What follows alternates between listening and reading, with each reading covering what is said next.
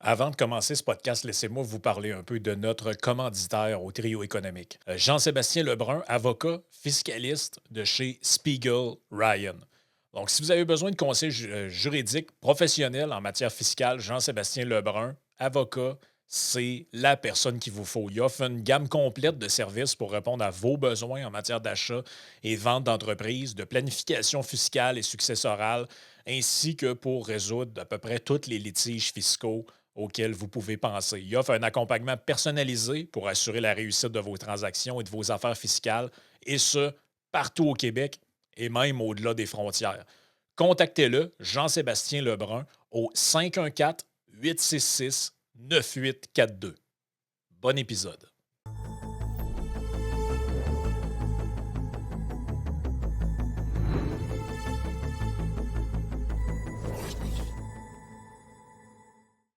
Hey, bienvenue dans ton trio économique. Aujourd'hui, on est avec Vincent Gelozo. Non, c'est pas Pierre Desrochers. Et non, Vincent n'a pas déboutonné sa chemise. Il a un hoodie sur le dos. Donc, ce sera impossible de voir son poil de chest. J'espère que vous allez apprécier le podcast quand même. Euh, Ok, excusez-moi. Euh, Au début, on a un commanditaire, évidemment. C'est. Ah, merde, fais pas ça. Antoine Bernier, auteur de la trilogie Les leçons du passé, le tome 1, Le piège du confort, que je vous suggère, que vous voyez à l'écran, que vous pouvez acheter. C'est 3 tomes, à peu près 1000 pages, les livres. C'est vraiment fascinant, son voyage dans le temps qu'il a fait dans cette trilogie-là. Vous allez avoir toutes sortes de leçons économiques au travers du livre. Vous allez retrouver des personnages du trio économique à l'intérieur, évidemment. Honnêtement, son histoire dans le temps, son voyage dans le temps, ça se tient vraiment bien au niveau autant scientifique, entre guillemets, parce qu'on sait que c'est impossible, mais historique. Beaucoup de recherches dans son livre, beaucoup de théories, beaucoup de baseball aussi. Ça, c'est les bouts que moi, j'ai aimé beaucoup, que Frank n'aimerait pas. Mais c'est une histoire qui est multidimension. On parle aussi d'anxiété comme phénomène de société, la médication de cette anxiété-là, comment on peut vaincre une anxiété.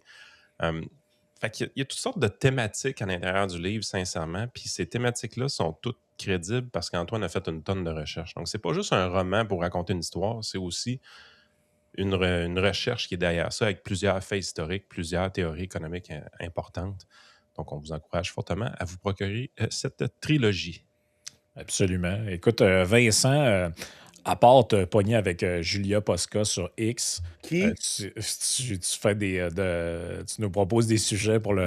Fallait que je le mentionne parce que faut que j'avoue que ça m'amuse particulièrement quand Vincent se pogne avec des gens.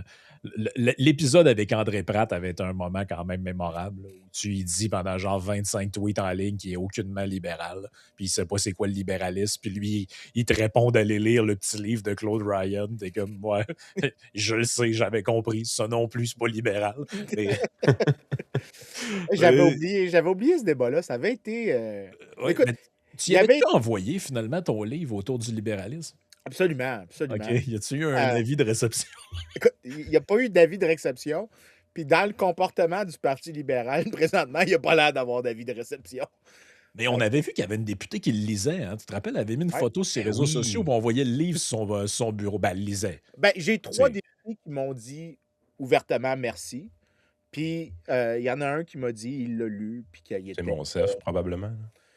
Non, non, c'est. Voyons. Beauchemin. Oui, merci. Je Ah, blanquais ça sur le fit, nom. ça fit. J'allais dire Marguerite Bourgeois, mais j'ai eu une petite note, une petite carte de remerciement, puis il y avait une mention d'un des chapitres qui était intéressant. Fait que, apparemment, au moins, il y a un des 80 qui a été lu. Fait que je peux pas savoir si tout a été lu, puis d'ailleurs, c'était pas conçu pour être lu au complet. Mhm. C'était Ah, pour c'est y un livre aller de pièce. référence. Ouais. C'était y aller pièce par pièce, donc sujet par sujet, mais non, écoute, je suis encore content de la réception d'un livre qui est quand même pas exactement. Écoute, c'est pas le NPC. NPC, ça se lisait bien. C'était quelque chose, tu sais, qui était, en anglais, on dit topical. Fait que Révélateur. ben, ça tombe à un bon moment, ça fit, ça suit un argument, tu sais, qui est en une pièce, tandis que autour du libéralisme, c'est plus dense. puis c'est toutes des pièces séparées. Fait que, tu sais, c'est pas le même type de lecture. Puis je pense que c'est pas aussi. Je trouve ce que Frank a fait de plus sexy que ce que moi j'ai fait. Ben, c'est parce que toi, il y a une dimension apolitique là-dedans, même si on parle de politique publique, qui est par définition moins vendeur. Là. Tu sais, puis c'est pas une critique, là, c'est le cas de tous les livres qui sont plus théoriques. Là. Si tu n'as pas une thématique qui est reliée à l'actualité, c'est sûr que c'est moins. Ça va rejoindre moins de gens qui sont appelés par des affaires Ouais, c'est ça. Le scandaleuses. livre de Frank, c'était Elbows Up. Là. Ouais, Non, c'est ça. On était clairement là-dedans, puis on n'en est toujours pas sorti. Là. Fait que, puis on va pas en sortir bientôt. non, puis on risque pas d'en sortir bientôt. Écoute, ce que tu voulais parler aujourd'hui, ben, c'est relié à l'actualité, oui et non. C'est parce que l'actualité est un prétexte pour en parler, mais c'est Ouais, un sujet c'est un sujet qu'on aurait pu parler il y a 2 ans, mais c'est peut-être plus à propos de le faire aujourd'hui. Tu as dit, je veux parler du dark shipping. ouais, ben c'est vraiment cool parce que, écoute, dark shipping, on va dire, c'est quoi? C'est quand les gens font du commerce illégalement et contournent des sanctions qui sont faites contre des régimes.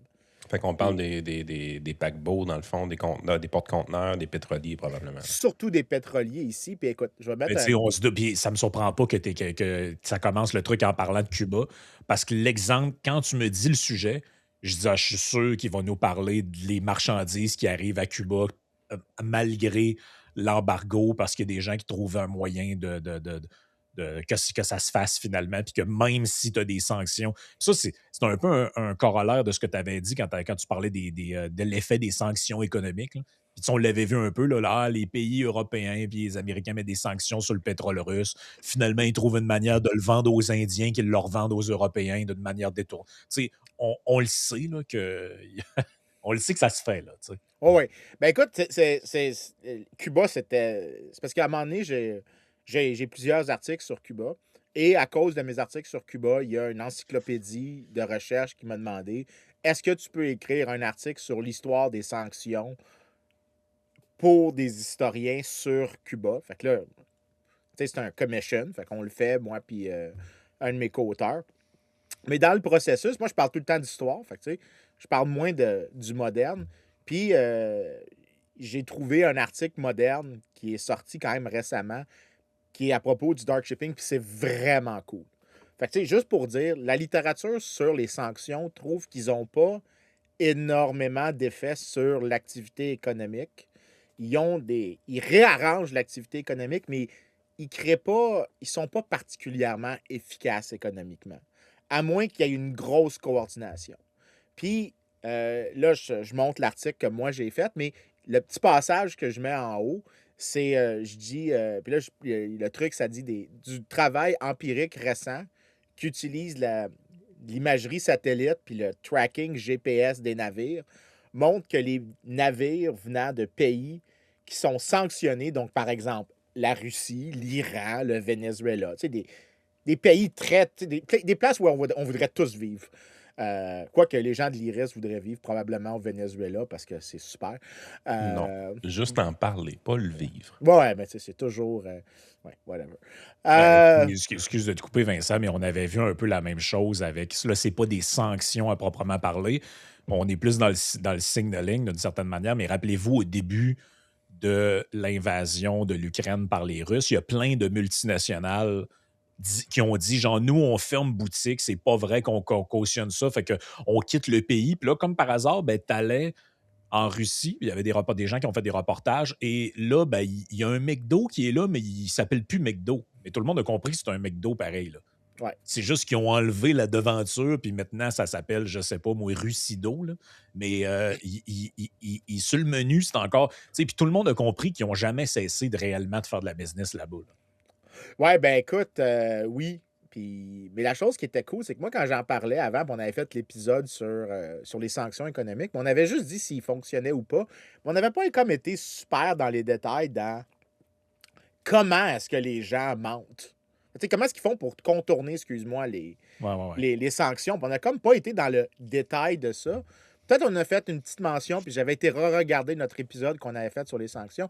On avait parlé, par exemple, pendant la guerre civile américaine, les contrebandiers qui combattaient le blocus que les l'Union faisait des États confédérés.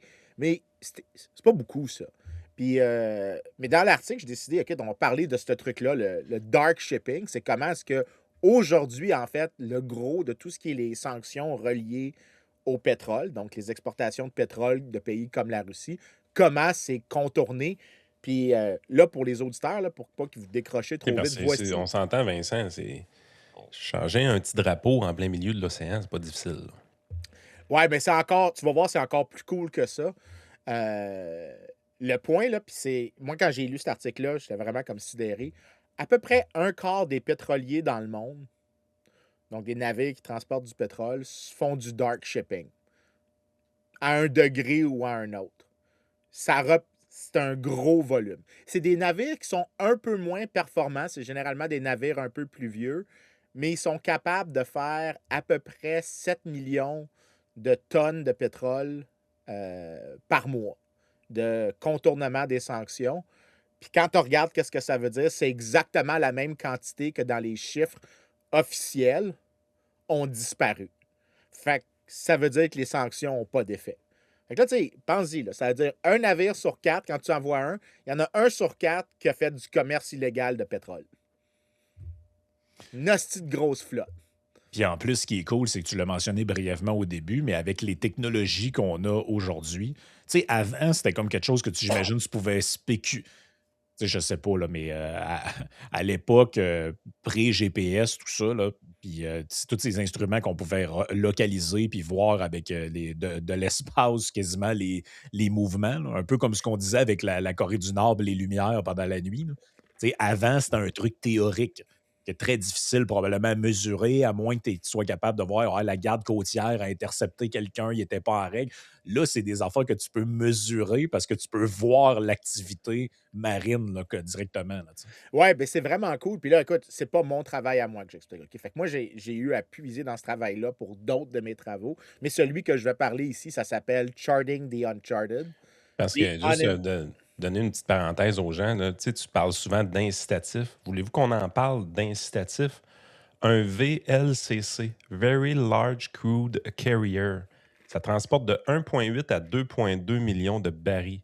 Avec un baril pas loin de 100 $, là, on parle de 200 millions de dollars US la cargaison. Là.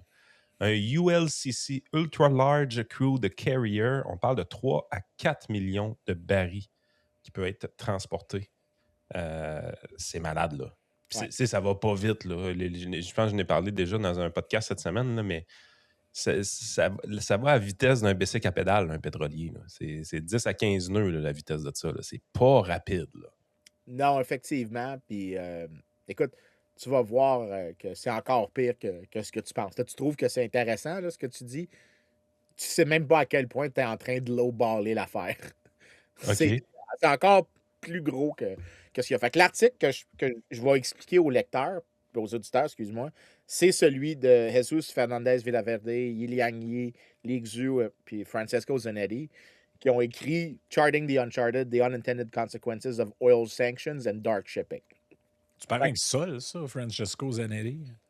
Ben, écoute, je sais pas, probablement qu'il y a plancher, il y a plafond, il y a sol, puis il y a quelqu'un au milieu. Puis ça doit C'est être ça, il y était 3 frères dans la famille, Francesco, plafond puis sol. On part des rumeurs. Écoute, c'est une grosse famille. Il y a beaucoup d'espace entre le plafond et le plancher. Mais anyways, joke push aside, ça c'est l'article que je veux expliquer, puis ça part vraiment d'un truc cool. Fait qu'Yann, il dit, tu sais, c'est changer le drapeau, puis je sais pas s'il y a des gens qui avaient vu le film avec Nicolas Cage, où est-ce qu'il est un marchand d'armes, Lord of War, puis il y a une scène où la Interpol est à veille de l'attraper, puis il transporte des armes illégales, puis là, il dit, vite, vite, vite, vite, vite, il faut qu'on change le nom du bateau, puis on change le drapeau. Fait que là, ils prennent un drapeau français, ils le virent de bord, c'est un drapeau des Pays-Bas. Fait que là, puis là, on transporte pas des choses illégales, c'est pas le navire qui est suspecté. Puis là, c'est un peu l'image que les gens ont, mais aujourd'hui, c'est plus pareil parce que tous les navires ont ce qu'on appelle un AIS, c'est un Automatic Information System, qui est l'espèce de truc en haut là, tous les navires ont ça, puis ce que ça fait, c'est que ça envoie un satellite un ping.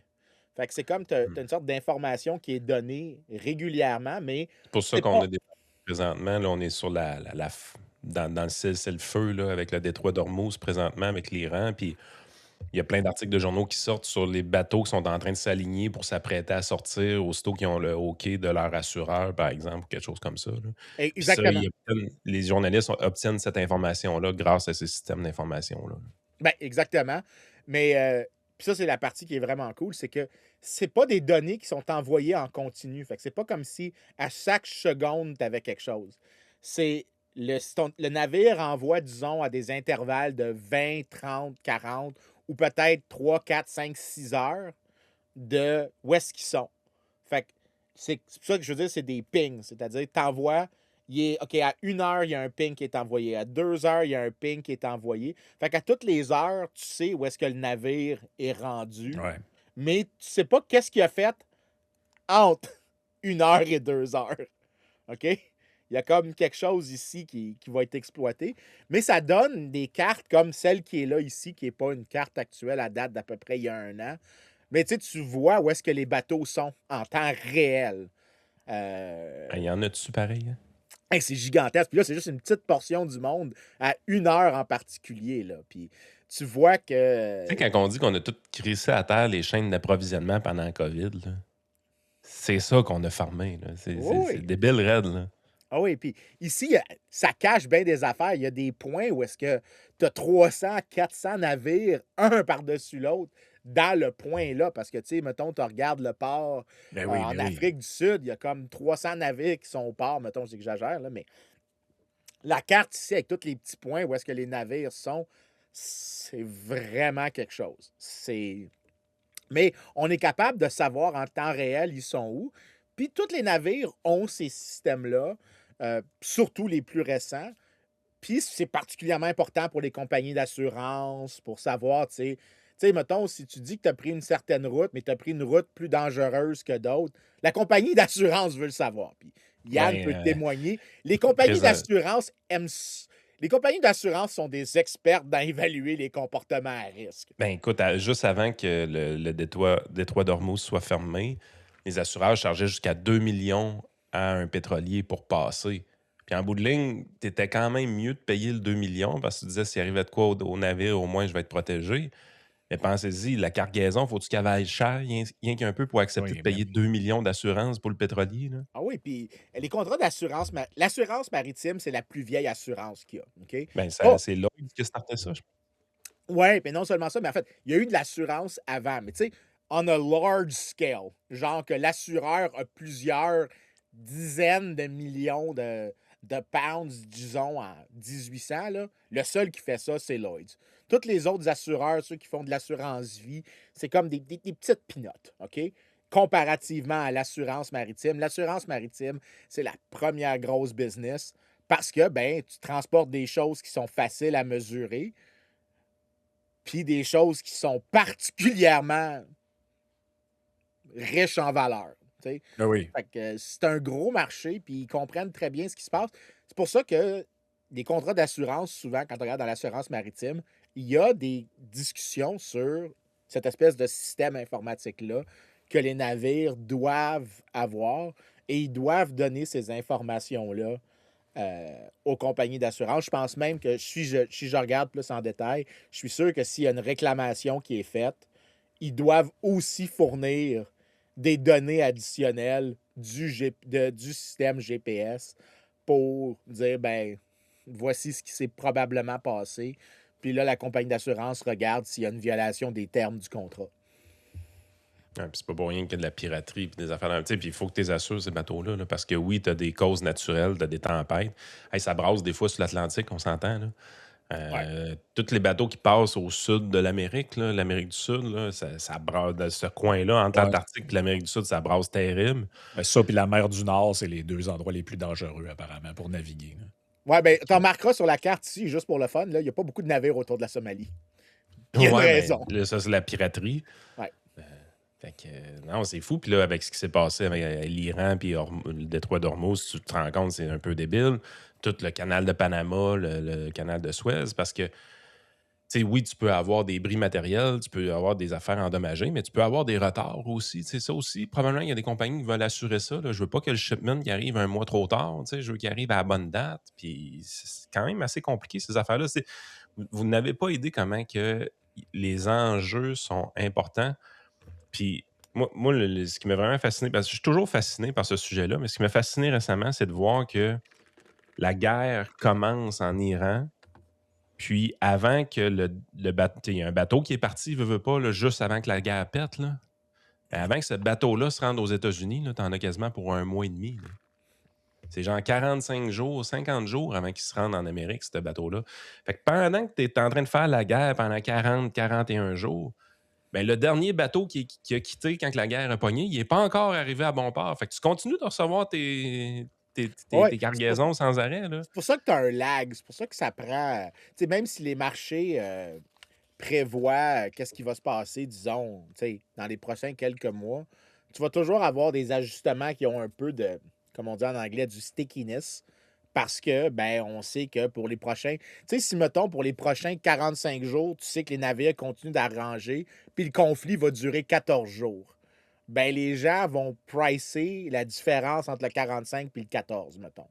Puis là, c'est du stickiness un petit peu. C'est pas, les ajustements sont pas faciles à faire dans les prix, mais tu as quand même une crise Ouais. de Ça coût peut, d'information. c'est ça peut prendre une vingtaine de jours à peu près. Là. Si tu fais le calcul, mettons ton bateau, il va à 15 nœuds. 15 nœuds, ben, si tu fais plus ou moins x2, c'est un peu moins que x2, ça fait que ça fait 20 quelques kilomètres-heure. 27, genre quelque chose à peu près. Puis là, tu calcules la distance entre, mettons, le détroit d'Ormuz puis te rendre à Miami. Là.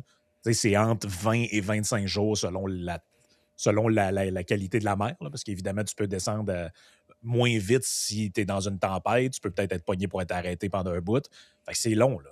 C'est pas un vol d'avion, cette affaire-là. Là. Tu sais, 20 à 25 jours de transport. Là. Ouais. Fait que, tu sais, mais ces données-là sont particulièrement utiles parce que il y a un truc cool que tu peux faire. Puis là, il y a un dessin. Okay? Puis j'ai fait un dessin parce que les gens de l'IRIS, des fois, ils écoutent. Les dessins, c'est peut-être la seule manière de leur parler. La petite ligne qui est là, s'imagine, c'est un navire au milieu de l'océan. Puis la ligne, c'est tous les points où est-ce que le navire envoie le signal au satellite. Fait qu'à 1h PM, il est au premier point. À 2h PM, il est au deuxième point. Tout ça. Mais on présume, à partir de ces données-là, que entre les deux pings qui sont envoyés, le signal qui est envoyé, on ne peut pas savoir qu'est-ce qu'il a fait exactement comme tracé, quelle vitesse il a été entre les deux points. Puis s'il a été plus vite, peut-être qu'il a passé par un autre point, peut-être que la ligne est moins smooth. On peut juste faire une ligne droite. C'est tout ce qu'on peut faire pour dire voici le trajet qu'un navire a suivi. Puis là, tu sais, j'imagine qu'est-ce qu'il y a de l'air. Mais quand on regarde vraiment les navires, puis la meilleure image est sortie il y a comme une semaine dans les médias, ça ressemble pas du tout à ce que je viens de dessiner. L'espèce d'idée que c'est une belle ligne où tout est droit. Il y a eu quelqu'un qui a hacké l'utilisation de Ouais, course j'ai vu ça. d'un marin français.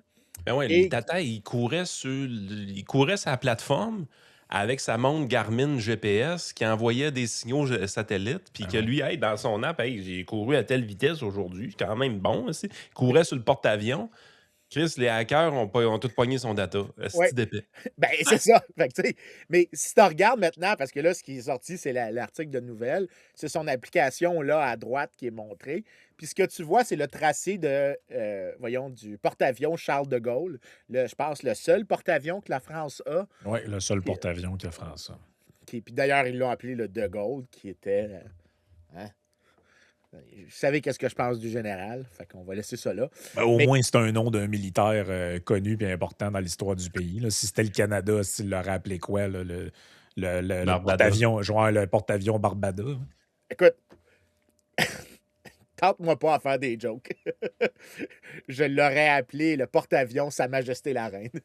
Euh, juste Le reine Élisabeth. le Reine Élisabeth. Juste, tant qu'à y être aussi, là, le Non, monarchiste non, en moi. c'était Trudeau qui était là. Ça aurait été pas mal plus Barbada que la reine Ouais, ouais, Elisabeth. c'est ça. Là. Anyways, le HMCS RuPaul, quelque chose comme ça. On va s'amuser. Mais si tu regardes la ligne, tu vois qu'entre les points, la ligne n'est pas une ligne droite.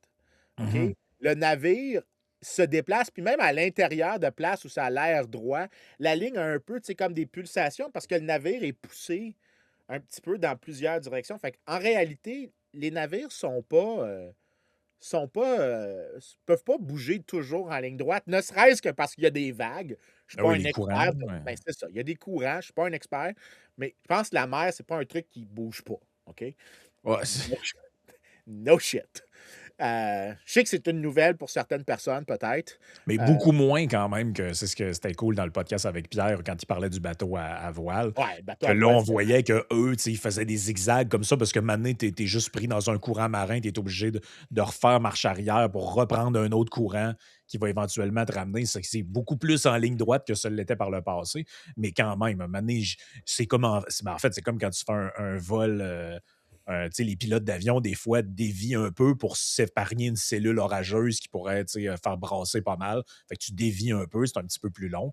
Mais je pense qu'en bateau, ça doit être la même chose. Là. Si tu sais qu'il y a une tempête marine quelque part, tu fais pas exprès d'aller te colisser dedans pour rester en ligne droite. Là. no shit. Ben, tu vois, c'est là que les données vont devenir vraiment cool. Mais ça, l'image qui est là, c'est ce que ça a l'air dans le vrai monde. Mais ce que j'ai montré avant, c'est qu'est-ce qu'on a comme données.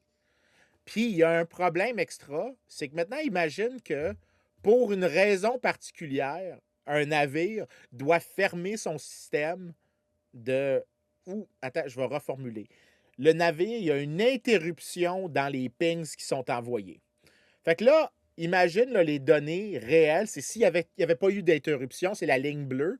Puis il y a un petit bout où la ligne bleue est diverge de la ligne orange dans laquelle il y a une interruption. Fait qu'il y a comme deux périodes que tu manques dans la ligne orange. Dans la ligne orange, mais qui sont là en réalité.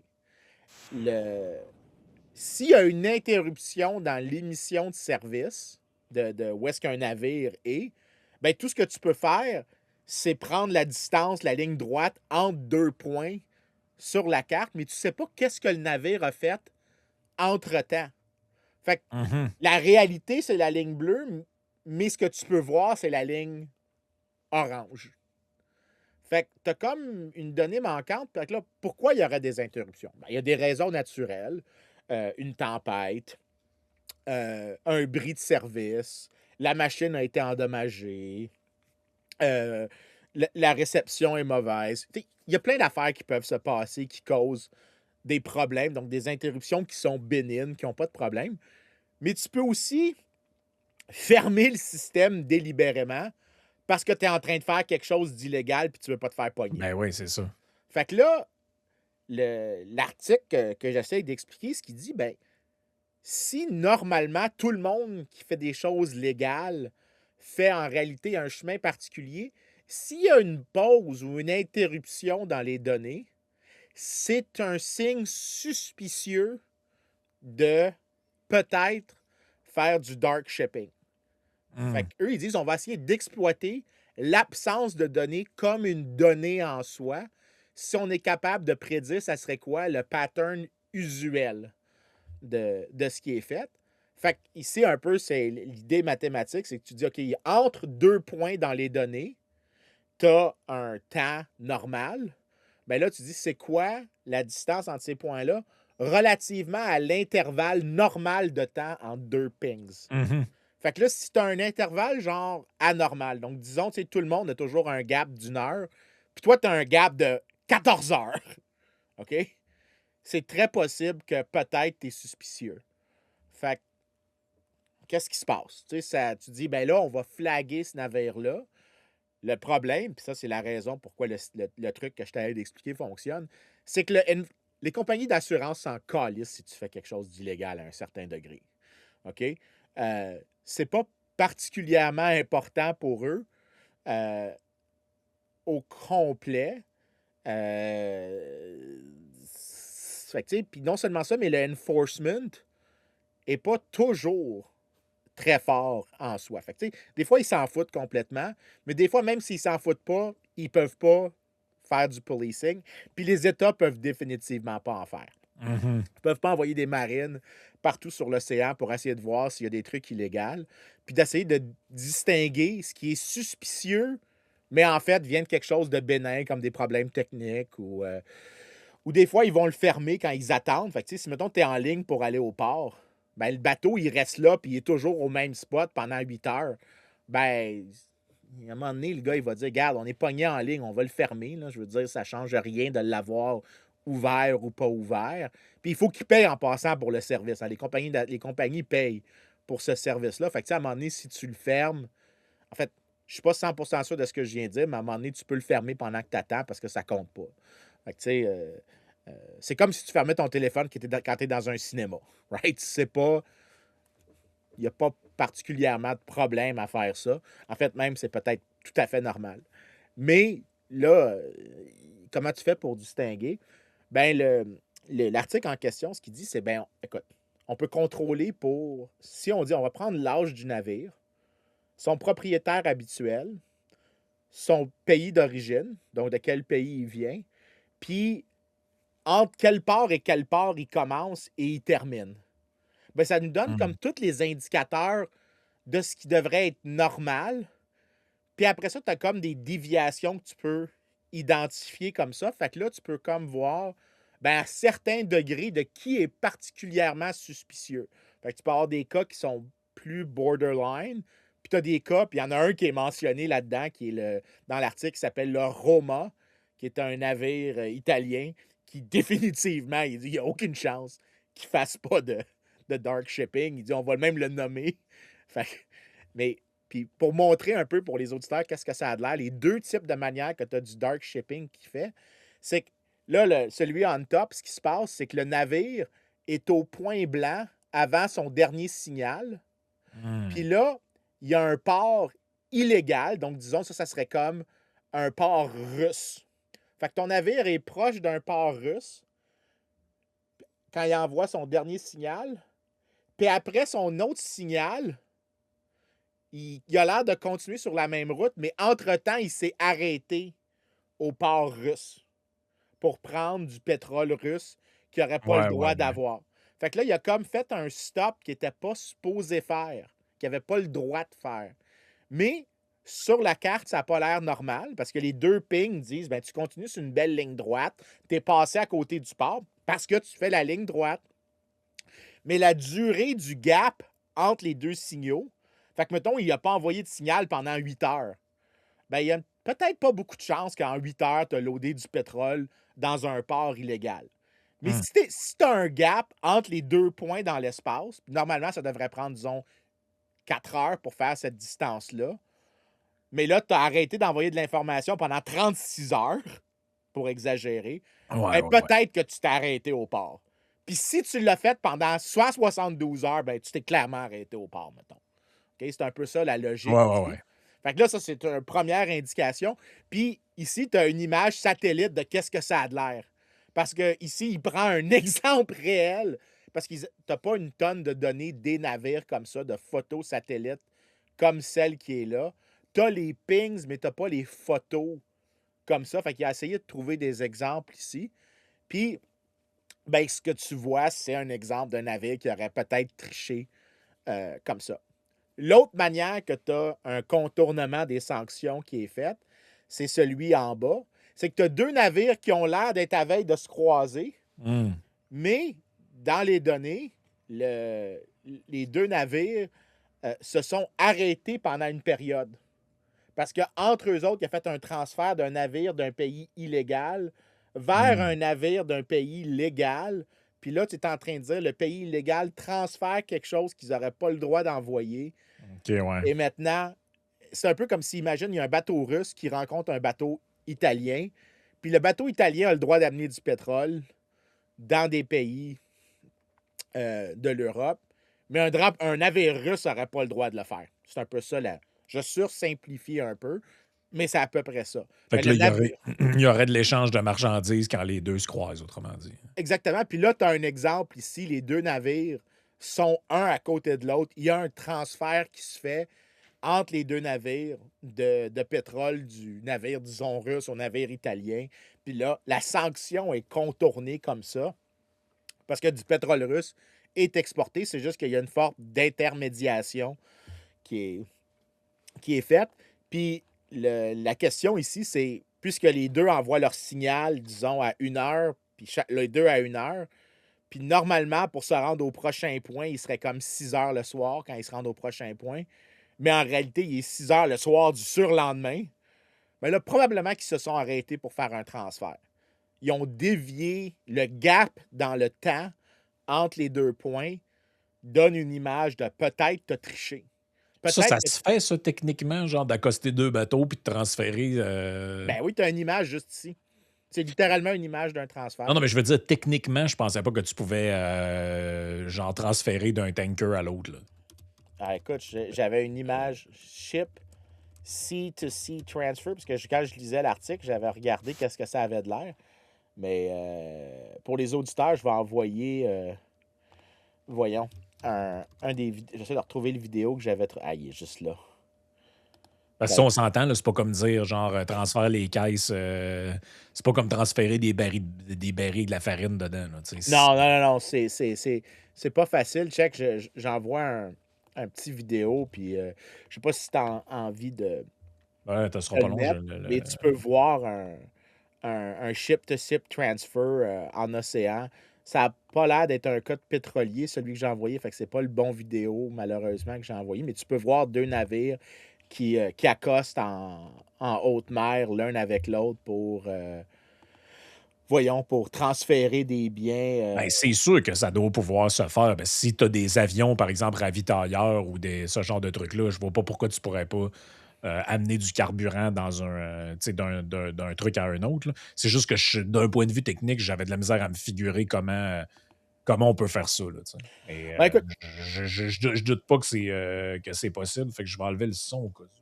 Mais c'est ça, là, ce qu'on voit à l'écran en ce moment, c'est deux bateaux qui circulent un dans l'autre. Et là, ils vont se transférer, je sais pas quoi, en plein milieu de la mer, là. oh, ouais, fait que, tu sais, c'est tout à fait possible, puis c'est pas du tout dans le.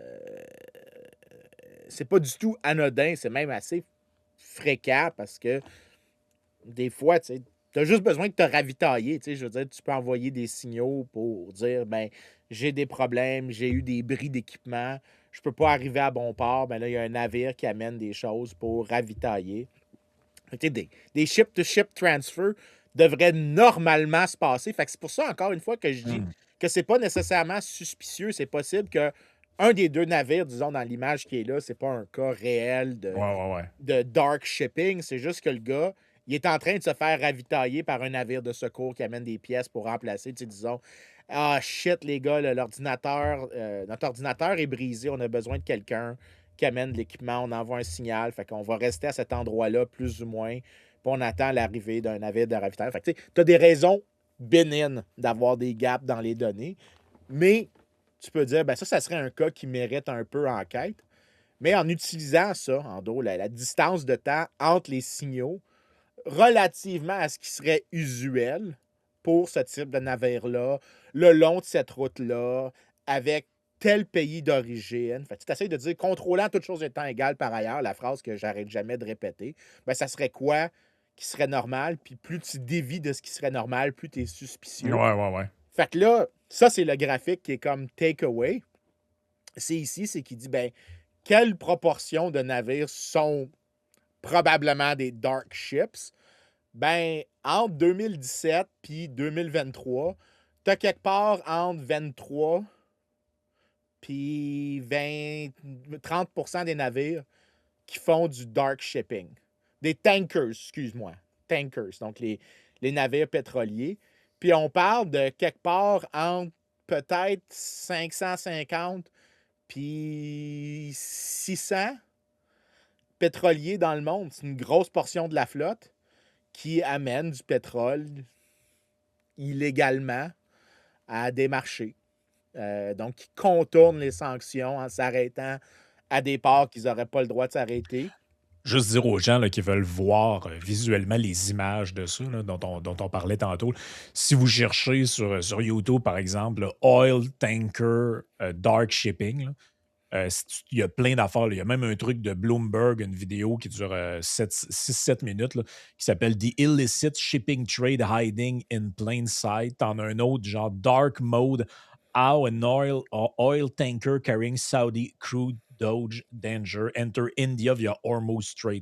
Et là, tu vois deux bateaux qui se collent un à l'autre, comme tu l'as dit, puis ils transfèrent ils transfèrent la cargaison finalement, là. Je ne sais pas exactement d'un Ouais, point ben, de vue technique comment tu fais ça, là, mais ça se fait, là. Il y a des oui, oui. reportages là-dessus, là, puis tu le vois vraiment. Tu as un bateau, t'en as un ici là, dans le truc de Bloomberg, tu as un bateau italien à côté justement d'un bateau qui a l'air d'être chinois ou quelque chose comme ça.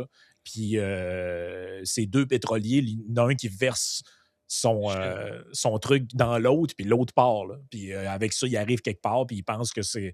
Ah non, c'est pas du pétrole qui arrive de la Russie ou quoi que ce soit, c'est un bateau italien, ça. Mais Ouais. ça doit être dangereux en plus faire ces manœuvres-là, Ouais, il y a des sincèrement. risques. Mais tu vois, regarde, il y a quelque chose que je t'avais de dire là-dessus, puis tu vas comprendre qu'est-ce qui se passe.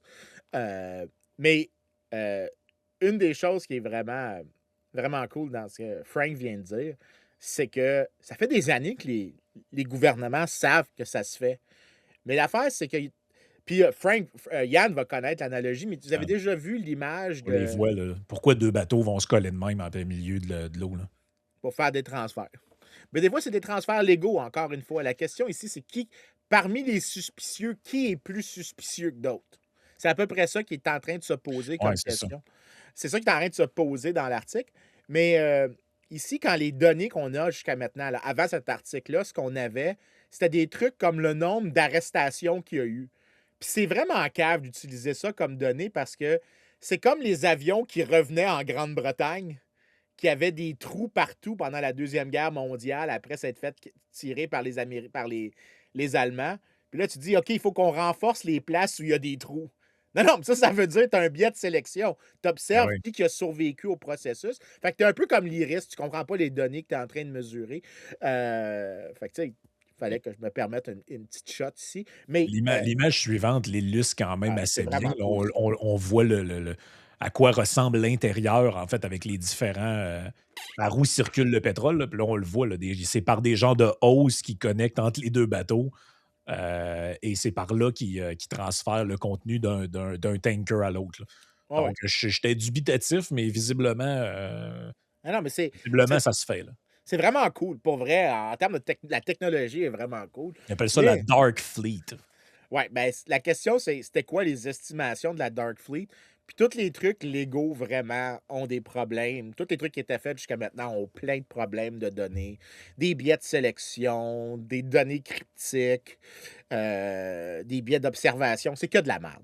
Jusqu'à ce que le truc qui est ici fait, parce qu'ici, il contourne tout le problème. Puis le premier graphique, c'est comme la proportion de navires qui sont définitivement suspicieux.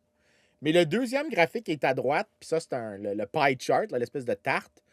Ici, ce qui est montré, c'est plus c'est noir, plus le navire en question, qui a fourni des données sur toutes les années considérées, donc de 2017 à 2023, parce que c'est ça la période qui est considérée.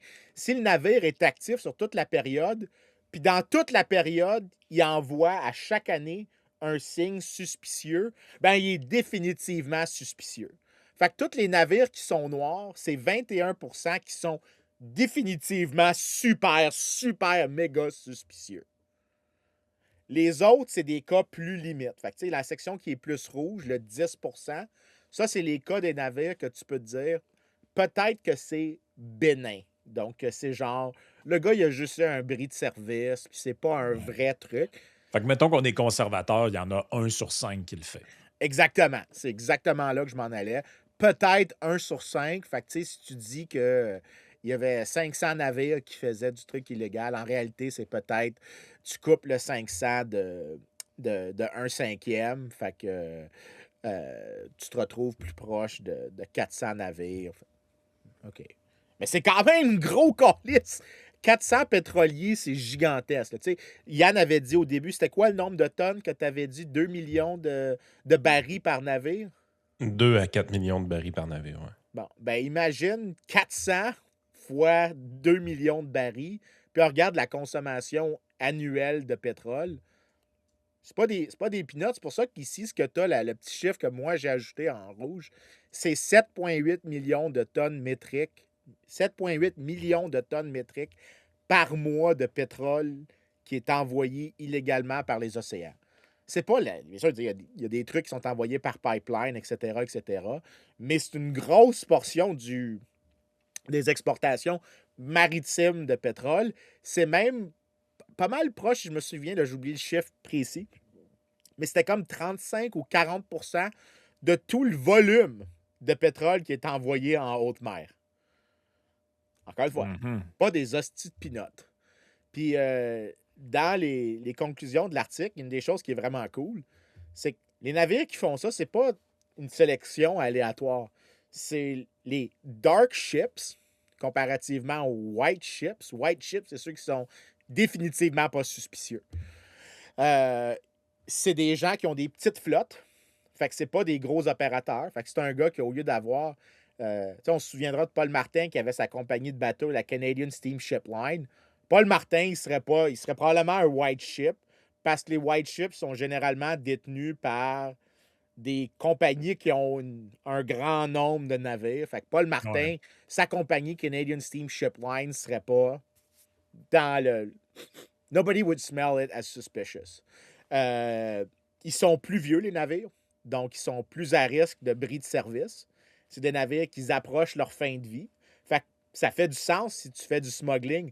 Si ton navire est à veille de devoir être retiré de service, si l'État te le saisit, c'est pas particulièrement problématique parce que tu perds un capital, mais ton capital était déjà à la veille de mourir.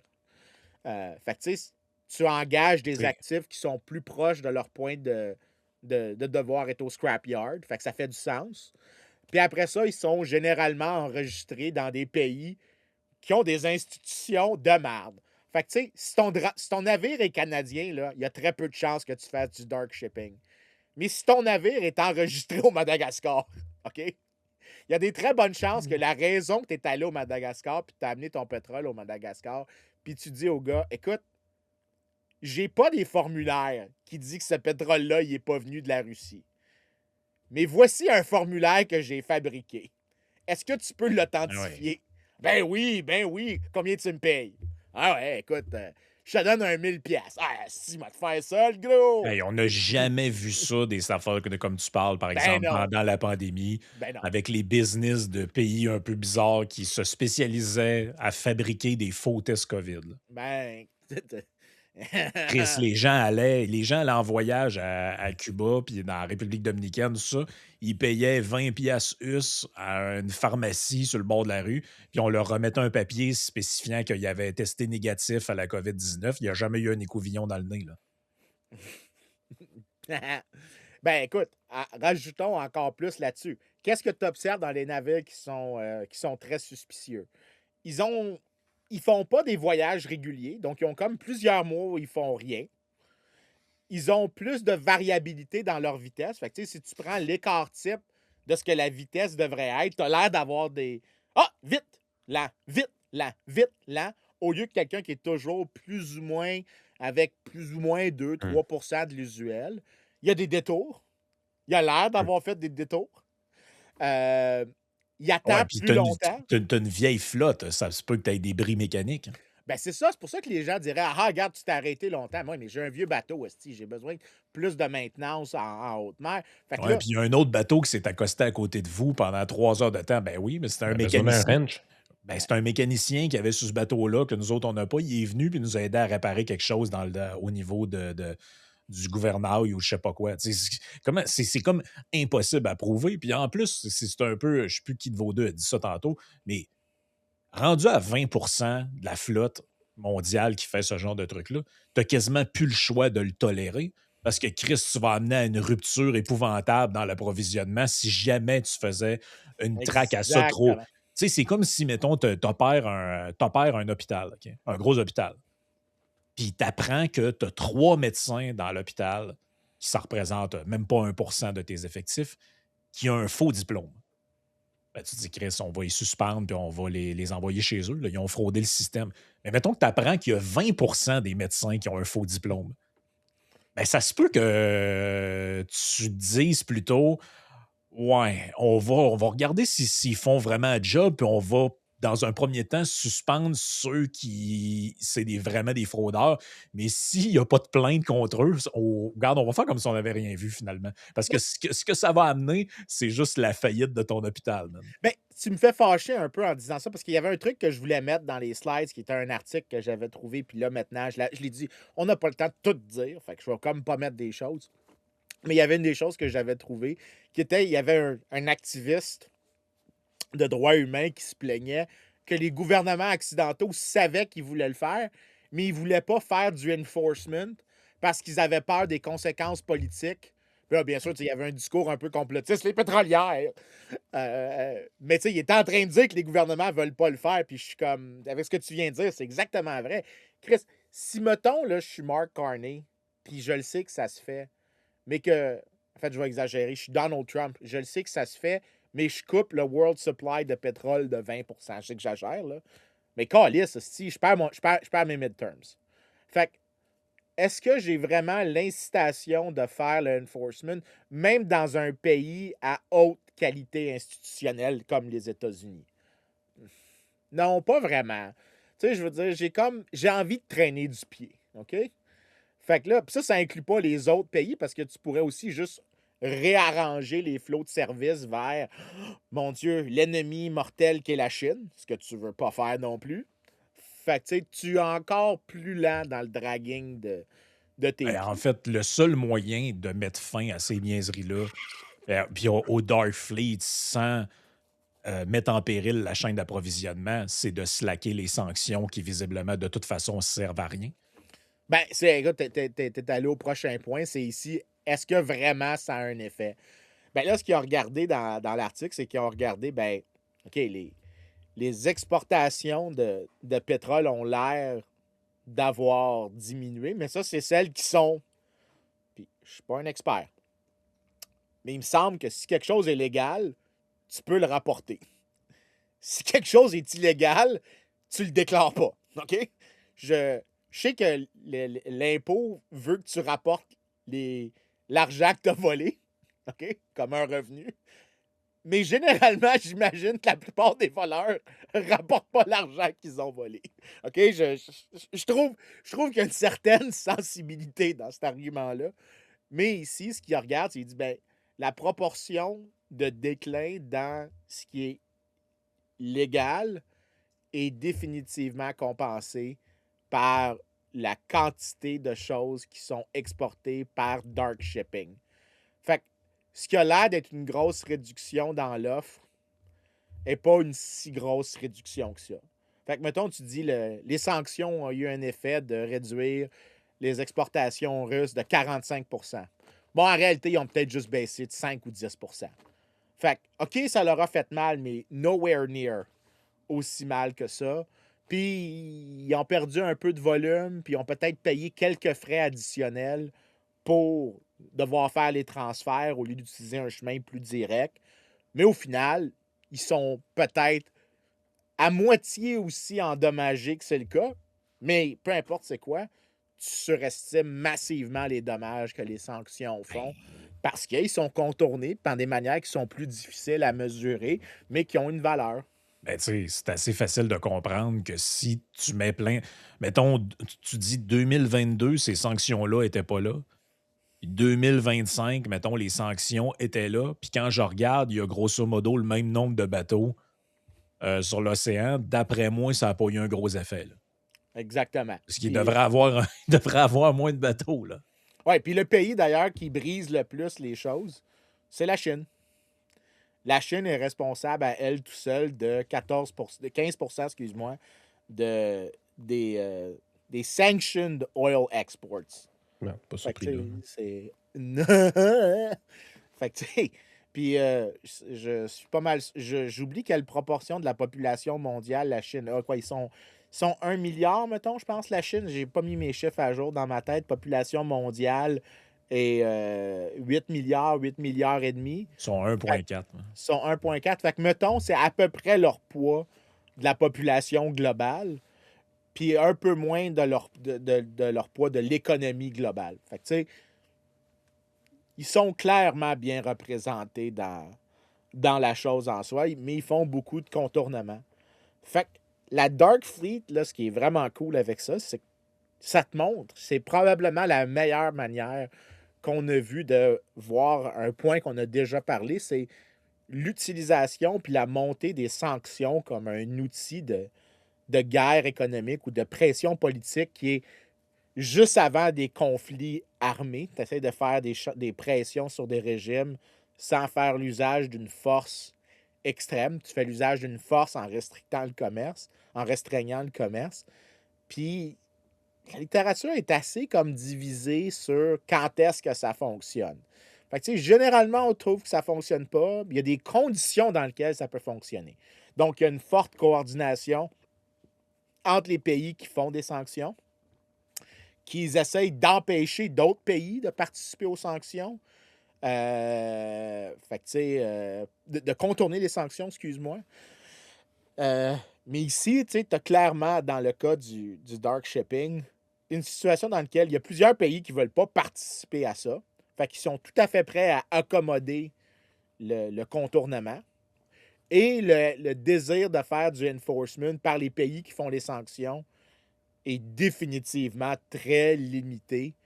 Fait que, est-ce que ces sanctions-là ont un effet?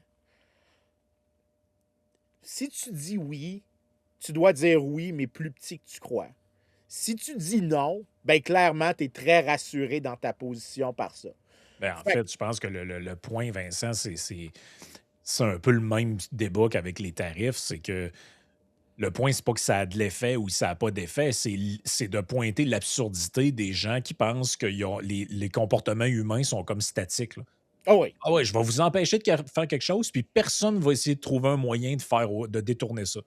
Tu sais, là, ça commence à sortir, là, qu'il y a plein de business canadiennes puis américaines qui packagent, par exemple, des produits en disant, oui, oui, c'est américain, ce truc-là, c'est pas américain tout. C'est juste que ça a été emballé comme tel, mais ça vient du Canada. Puis le but, c'est de justement bypasser les tarifs d'une manière ou d'une autre. Où là, on amène les trucs en plein de trucs tu sais, décomposés, on les réassemble aux États-Unis, puis on dit que ça a été fabriqué là pour contourner ces. Tu sais, vous comprenez un peu, c'est clair, c'était clair, net et précis que les entrepreneurs, surtout les plus brillants de la gang, allaient découvrir ou allaient se creuser le coco pour trouver des façons de dire tu me crisses une taxe, comment je fais pour ne pas la payer? Ah oui, C'était clair que ça allait arriver. Je veux dire, c'est sûr que tu vas avoir du monde qui va. Tu as toujours des gens, une partie de la population, peu importe ce que tu fais, qu'eux autres, ils vont dire ah, ben là, la loi, c'est la loi, moi, je vais m'y soumettre, puis c'est comme ça, on n'a pas le choix. Mais tu vas avoir d'autres mondes qui vont refuser ce truc-là. ouais. C'est le même principe que quand tu augmentes les impôts, puis tu penses que ben, tout le monde va juste fermer sa gueule et payer les impôts qu'on leur demande, puis tu penses pas qu'il y en a pas qui vont juste vendre leur entreprise, travailler moins, trouver d'autres stratagèmes fiscaux. C'est tellement une pensée débile, je trouve, autant à gauche qu'à droite, de penser que l'humain ne changera pas ses comportements par rapport aux trucs que tu y imposes puis que tu y imposais pas avant.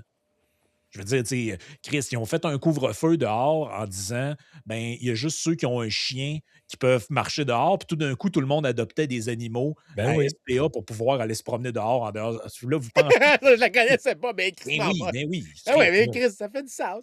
Mais tu sais, si ici, c'est quelque chose, je pense que ça fit Jello So Tree. C'est. Tu sais, ça, c'est à travers toutes les étapes, mettons. Tu dis, est-ce qu'il y a vraiment un problème? Oui, la Russie qui envahit l'Ukraine, c'est définitivement un problème. Est-ce qu'il y a des solutions de marché? J'en vois pas une tonne de solutions de marché pour décourager l'invasion ukrainienne. Puis là, tu dis, est-ce que les sanctions vont fonctionner? Tu sais, ça, c'est comme la dernière étape du raisonnement.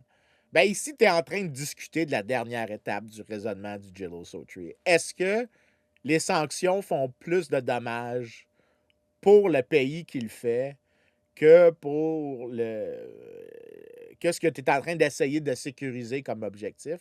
Puis une des choses que le reste de l'article passe dessus, puis on n'avait pas le temps de tout le faire parce qu'il est gigantesque, l'article, mais il check c'est quoi les coûts économiques pour les pays des sanctions, puis il trouve qu'au net, ça n'a pas beaucoup d'effets négatifs sur les États-Unis, les sanctions, mais ça n'a pas aussi beaucoup d'effets négatifs sur les pays qui se font sanctionner. Il y a des coûts pour tout le monde, mais ils sont comme... Donc, tu te dis que les coûts, c'est comme 20 milliards. Là, je donne un chiffre hypothétique. Dans son Peut-être c'est... marginal, dans le Mais grand. peut-être dans la réalité, ils sont comme plus proches de 5 milliards. Fait que, tu sais, c'est ça le point ici qui est important, c'est de dire, ben, est-ce que vraiment c'est la meilleure solution? Est-ce qu'on a quelque chose d'autre qui peut être fait? Puis bon, là, c'est une autre conversation, puis pas le temps d'en jaser ici, là. Mais c'est une autre conversation de politique publique qui doit être tenue. Celle des sanctions, je pense que cet article-là m'a vraiment confirmé que le livre que je montre ici, qui est accessible pour tout le monde, hein, c'est pas un livre juste technique, c'est un livre vraiment d'une personne qui est un expert, mais qui a écrit pour le grand public. En fait, je trouve que ça se lit pas mal aussi bien que les livres d'Antoine Bernier. OK? Pour vrai, là, la lecture est fluide, c'est pas dry comme reading, c'était le fun. En fait, il est tellement bon que celui-là, il est en audiobook. Fait que tu sais, tu peux le trouver sur Audible. Généralement, un livre qui finit sur Audible, c'est pas un livre vraiment plate. Pas OK? lourd. C'est pas des livres qui sont déplaisants. Celui-là, c'était comme une sorte de résumé grand public de la littérature. Pour ça que je l'ai mis là. Mais celui que l'article que je viens de parler, vraiment fait avec le reste de la littérature, c'est comme. Dude, c'est dur d'être enthousiaste à l'égard des sanctions comme outil efficace. Vraiment, c'est très dur de faire comme Yes, this is gonna work! Non. Ben, tu sais, y a-tu une plus grosse sanction dans la vie que d'être mis en prison? Quand même, à part la mort, je veux dire, c'est pas mal la sanction ultime. Je te prive de Je ta pense que vie. c'est pire aller en prison. Moi, je pense que dans certains cas, c'est pire. Ben, en prison, les gens sont capables de se faire rentrer de la cam, hein, de la dope. Ouais. Ben, si tu pars du principe qu'un prisonnier, puis en tout respect pour les prisonniers qui nous écoutent, s'il y en a, là, je veux dire, c'est de manière générale, Cette phrase-là, c'est quelque chose que j'aurais jamais pensé à entendre. non, mais en tout respect pour vous, en général, on parle pas de gens qui sont au sommet de la société en termes d'éducation, puis de formation, puis tout ça. Fait que si des prisonniers sont capables de se faire rentrer de la cam en prison, Sauf les crimes de code blanc, évidemment. ouais, exact, mais on sait de quelle clientèle que je parle, ben, allez pas penser que des pays qui disposent de ressources, c'est parce que tu leur mets une sanction, désormais, sont plus capables d'exporter leur affaire parce que tu as signé dans ton bureau un executive order qui dit ça, là. Je veux dire, ça, c'est de la. C'est juste à sa face même, tu vois bien que c'est comme de la pensée magique, là. Oui, ça va avoir un effet. Oui, tu es en train de leur nuire, mais d'après moi, comme tu dis, Vincent, pas mal moins que tu penses, là. Ouais. Tu sais, c'est pas. Encore une fois, là, ici, là, je suis pas en train de dire s'il faut faire ou pas faire des sanctions contre la Russie ou contre l'Iran. C'est pas ça le point. C'est juste comme tout le monde, prenez votre petite fenêtre d'opinion, là, puis déplacez-la. OK? Déplacez tout d'un mouvement vers la droite. Tout le monde est surconfiant dans leur position. C'est définitivement différent de ce que vous pensez. C'est pas mal plus ça le point. Puis le dark shipping, honnêtement, moi, ça m'a convaincu de beaucoup que la littérature avec des moyens beaucoup plus limités que ce que le gars il a fait là, parce que on parle quand même de 313 millions de points d'observation. Tu sais, on parle de centaines de milliers de navires, plusieurs fois par année sur plusieurs années. Tu sais, le dataset pour ça, là, tu peux pas le faire sur un ordinateur personnel. OK? Tu as besoin d'un mainframe d'université parce que tu es en train de gérer avec une matrice qui est comme.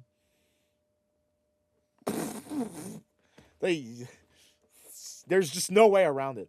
Mais des moyens précédemment qui étaient plus limités avaient dit ce que cet article-là dit. Fait que, tu sais, Colin, à un moment donné, peut-être qu'on devrait.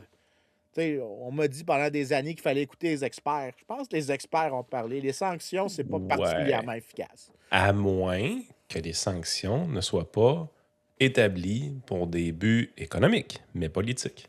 Ouais, ben là, c'est une autre conversation. Si c'est pour des buts politiques, ben t'es pas en train de l'évaluer. Mais ce que je veux Sur dire la par base. but politique, c'est que la population, elle veut que tu montres que tu agis, le biais d'action Ben oui. des gens. Fait que là, le Ouais. politicien arrive, j'agis, je vais imposer des sanctions à l'Iran. Tout le monde sait qu'il crosse le système.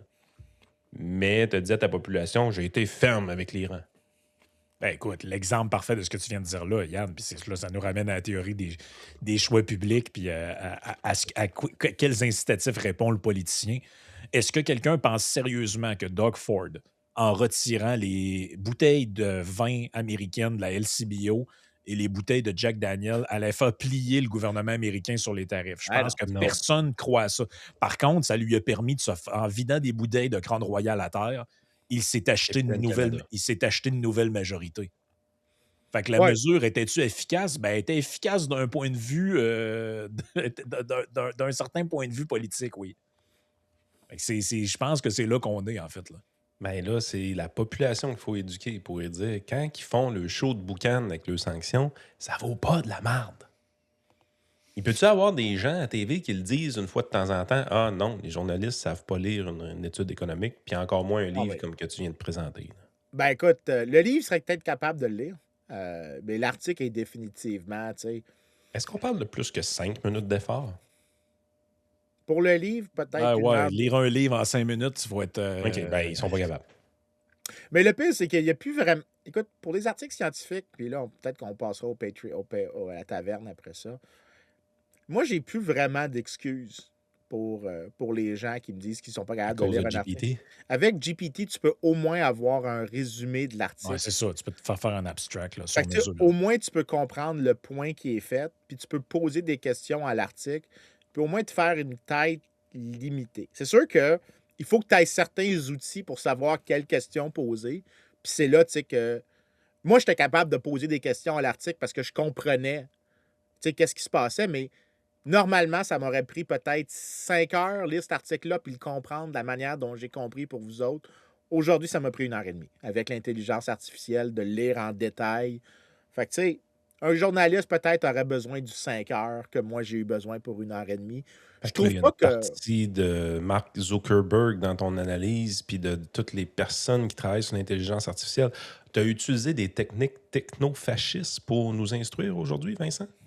Ben C'est écoute, ça. c'est